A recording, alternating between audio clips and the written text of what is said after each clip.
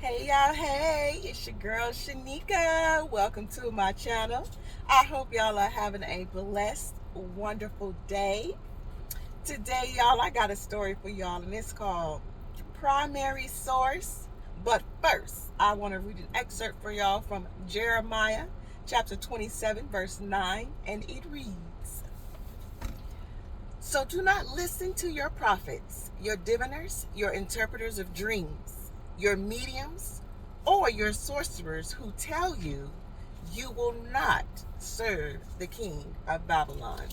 Before I get started, really quick, y'all, the Lord has been having me read Isaiah and Jeremiah for these past couple of months, because both of them are speaking of the people who used to love God, was ride or die for God, but then turned their back to Him and started worshiping idols, such as in our today time, money, our own selfish needs. For them, it was golden. They would make their own golden statues and worship those statues. So, one minute you love God, and then the next minute you turn your back, or going to church, listening to worship music, Bible study, but not actually doing what God says to do. So God started punishing them. He's like, I told y'all that y'all needed to obey me and stop doing all of those things. Stop following your will and follow mine. But y'all choose to do what y'all want to do. So y'all about to catch these glory hands. Okay? So people were going to mediums. So they were doing it thousands of years ago, just as they're doing it today.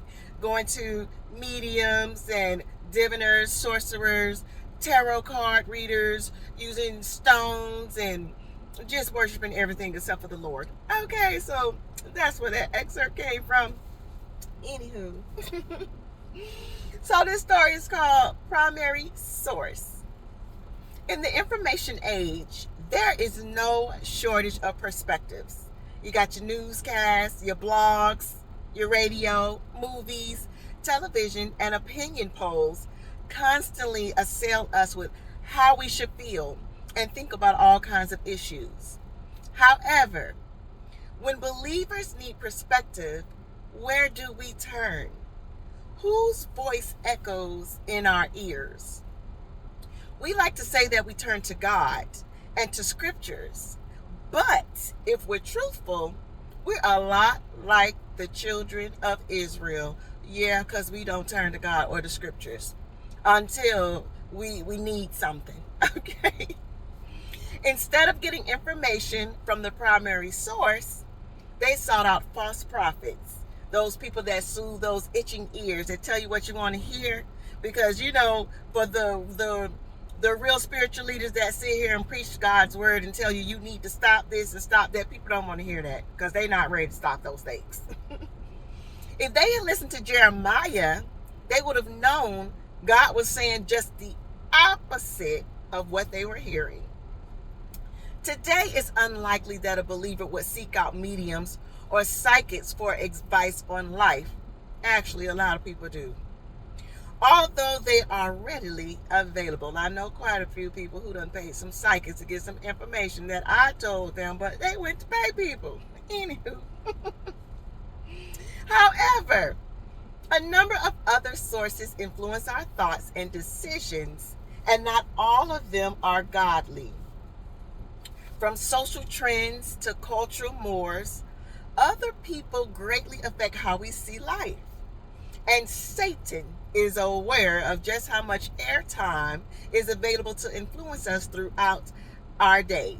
So, with this social media age, a lot of us spend time on Instagram, Facebook, TikTok, YouTube, looking at everything that has absolutely nothing to do with God and His Word. We're looking at funny stuff. We're looking at celebrity news and gossip stuff, but we're not looking at anything pertaining to the Lord.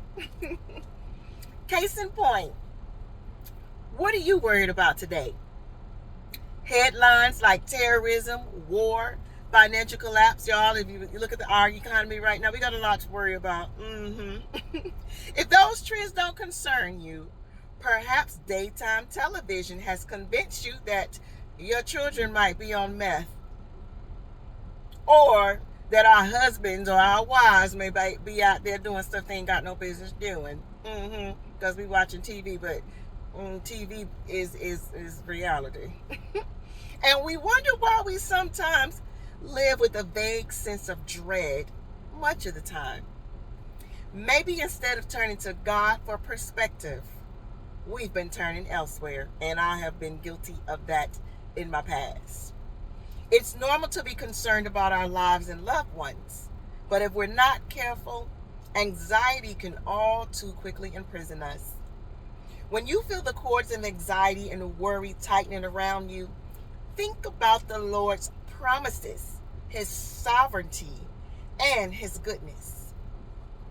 Why not start by reading less of the newspaper and the gossip lines and more of God's Word?